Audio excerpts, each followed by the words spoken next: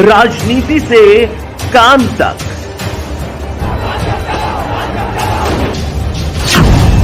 अपराध से अंजाम तक, खेत से खलिहान तक, खिलाड़ी से मैदान तक, आईफा की धमाकेदार रात, सितारों से आसमान तक, अब हर खबर पर होगी हमारी नजर। पल पल बदलती देश और दुनिया की हर खबर पाइए सीधा अपने। तो चलिए जानते हैं आज की बड़ी खबरों को।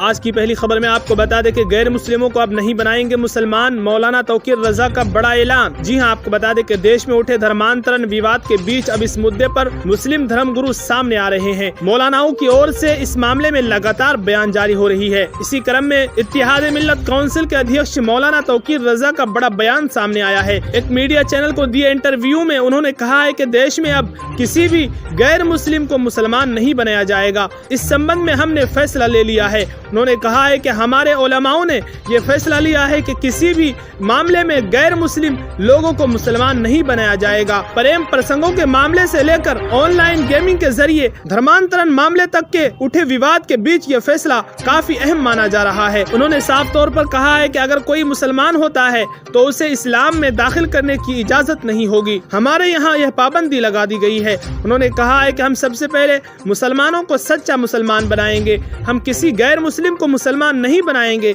मौलाना तौकीर रजा के बयान को काफी अहम माना जा रहा है। मौलाना तौकीर रजा ने लव जिहाद के मुद्दे पर भी बड़ा बयान दिया है। उन्होंने कहा है कि लव जिहाद जैसी कोई चीज नहीं होती है, यह भाजपा वालों का दिया हुआ नाम है। उन्होंने साफ तौर पर कहा है कि इंटर रिलीजियस मैरिज के मामले में भी किसी गैर मुस्लिम को इस्लाम में दाखिल होने की इजाजत नहीं दी जाएगी। मौलाना तौकीर रजा ने कहा है कि हम गैर मुस्लिम को कलमा तब पढ़ाएंगे जब मुसलमानों को सही तरीके से कलमा पढ़ना सिखा देंगे। उन्होंने कहा है कि मुसलमान ऐसे हैं जो नाम के मुसलमान हैं, उनके तौर तरीके मुसलमानों जैसे नहीं हैं। उन्हें इस्लाम का सही अर्थ समझाने की जरूरत है। इसी के साथ अगली खबर में आपको बताते चले कि मोदी सरकार अपने 9 साल के कार्यकाल को बड़ी ही धूमधाम से मना रही है। पार्टी के वरिष्ठ नेता संपर्क अभियान के तहत देश के अलग अलग शहरों में जाकर केंद्र सरकार की उपलब्धियां गिना रहे हैं। इस बीच ऑल इंडिया मजलिस इत्तेहादुल मुस्लिमीन के चीफ और सांसद असदुद्दीन ओवैसी ने केंद्र की मोदी सरकार पर निशाना साधा है। ओवैसी का कहना है कि भारत के इतिहास को बदलने की कोशिश की जा रही है। मुझे मुगलों से मोहब्बत नहीं है, लेकिन इतिहास को नए सिरे से लिखने की तैयारी हो रही है। ऐसा लगता है कि मोदी जी ने ही लाल किला बनवाया हो। दरअसल आपको बता दें कि पिछले कुछ दिनों से टीपू सुल्तान और औरंगजेब पर जबरदस्त तरीके से सियासत हो रही है। हाल ही में महाराष्ट्र के कोल्हापुर जिले से एक घटना सामने आई थी, जहां पर एक युवक ने अपने व्हाट्सएप स्टेटस पर टीपू सुल्तान की फोटो लगा ली थी, जिसके बाद से जिले में हिंसा जैसे हालात बन गए थे। दूसरे पक्ष के लोगों ने इसके विरोध में भारी संख्या में इकट्ठा होकर जोरदार विरोध किया था, जिसमें हिंसा की भी खबरें सामने आई थी। इसी को देखते हुए प्रदेश के डिप्टी सीएम और गृह मंत्री देवेंद्र फडणवीस ने कहा था कि राज्य में कुछ औरंगजेब की औलादें पैदा हो गई है, जिन्हें शांत करने के लिए जरूरी कदम उठाए जा रहे हैं, जिसका जवाब AIMIM चीफ असदुद्दीन ओवैसी ने भी दिया था। अब एक बार फिर औरंगजेब और टीपू सुल्तान को लेकर ओवैसी ने मोदी सरकार पर निशाना साधा है। इसी के साथ अगली खबर में आपको बताते चले कि एक रेल मंत्री ने जॉब के बदले गरीब किसानों की जमीन लिखवा ली थी। पीएम मोदी का लालू यादव पर हमला। जी हां, आपको बता दें कि पीएम मोदी ने रोजगार मेले में संबोधित करते हुए बिना नाम लिए पूर्व रेल मंत्री और आरजेडी सुप्रीमो लालू प्रसाद यादव पर जमकर निशाना साधा। पीएम ने कहा कि देश के परिवारवादी राजनीतिक दलों ने हर व्यवस्था में भाई भतीजावाद को बढ़ावा दिया। जब सरकारी नौकरी की बात आती थी तो उसमें ये पार्टियां सिफारिश और भ्रष्टाचार को बढ़ावा देती थी। रेलवे के एक मंत्री ने जॉब के बदले जमीन लिखवा ली। वो केस आज भी CBI में चल रहा है। प्रधानमंत्री मोदी ने कहा है कि एक राज्य में कैश फॉर जॉब के घोटाले की जांच में जो बातें सामने आई है वो मेरे देश के नौजवानों के लिए बहुत बड़ा चिंता का विषय है। उस राज्य में नौकरी सरकारी चाहिए तो हर पद के लिए रेट कार्ड है। छोटे छोटे गरीबों को लूटा जा रहा है। सफाई कर्मी के लिए ये रेट है। अगर आपको ड्राइवर की नौकरी चाहिए तो आपके लिए ये रेट है।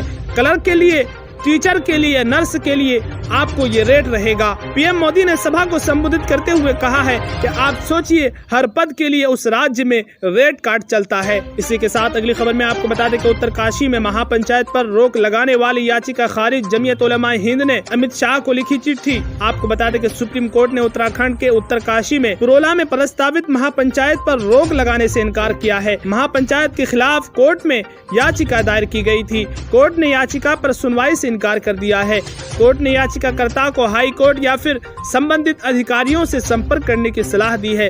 उधर जमीयत उलमा हिंद के अध्यक्ष महमूद मदनी ने केंद्रीय गृह मंत्री अमित शाह और उत्तराखंड के सीएम पुष्कर सिंह धामी को इस मामले में चिट्ठी लिखी है। मदनी ने उत्तरकाशी की घटना पर चिंता जाहिर की है। उन्होंने अपनी चिट्ठी में महापंचायत को रोकने का अनुरोध किया है। मदनी ने कहा है कि ऐसा नहीं होने पर उत्तराखंड में कानून व्यवस्था बिगड़ सकती है। इसी के साथ अगली खबर में आपको बता दें कि हरियाणा के कुरुक्षेत्र में चल रहा किसानों का आंदोलन अब थम गया है। किसान नेता राकेश टिकैत ने मंगलवार रात 9 बजे करीब ऐलान किया है कि हम अपना विरोध समाप्त कर रहे हैं। बंद रास्ते आज खोल दिए जाएंगे। उन्होंने कहा है कि हम इसलिए विरोध कर रहे थे कि हमारी फसल एमएसपी पर खरीदी जाए। हम देश भर में एमएसपी के लिए लड़ते रहेंगे। हमारे नेताओं पर दर्ज मुकदमे वापस लिए जाएंगे। इस आंदोलन को खत्म करते हुए किसान नेता करम सिंह मथाना ने कहा है कि एमएसपी का प्रमुख मुद्दा अभी भी हल नहीं हुआ है, लेकिन सरकार के साथ हमारी बैठक सफल रही। आज सरकार हमारी मांग पूरी करने को तैयार हो गई है। आपको बताते चले कि बीते कुछ दिनों से किसानों और हरियाणा सरकार के बीच एमएसपी को लेकर विवाद चल रहा है। कुछ ही दिनों पहले झड़प और हाईवे ब्लॉक की तस्वीरें सामने आई थी। ऐसे में किसान यूनियन नेताओं और कुरुक्षेत्र प्रशासन के बीच मंगलवार को एक अहम बैठक हुई, जिसके बाद आंदोलन को खत्म कर दिया गया है। इसी के साथ अगली खबर में आपको बता दें कि केंद्र सरकार ने केंद्रीय कर्मचारियों को वर्क प्लेस यानी कार्यालय पर ही योग करने का आदेश दिया है। इसको लेकर संभल के एसपी सांसद शफीकुर रहमान बर्क भड़क गए हैं। सांसद का कहना है कि योग करना तो ठीक है, मगर योग करना है तो सभी लोग अपने घरों से योग करके आए। ऑफिस में योग नहीं बल्कि देश का काम होगा। एक मीडिया चैनल से बात करते हुए एसपी सांसद शफीकुर रहमान बर्क ने कहा है कि जहां तक योग का ताल्लुक है तो योग करना ठीक है, वह कोई मजहबी काम नहीं है। किसी भी कौम या बिरादरी के लोग अपनी सेहत और अपनी भलाई के लिए ही योग करते हैं। राजनीति की धार हो या खेल की रफ्तार, गांव की चौपाल हो या शहरों का धमाल, आप तक पहुंचेगी हर एक खबर सबसे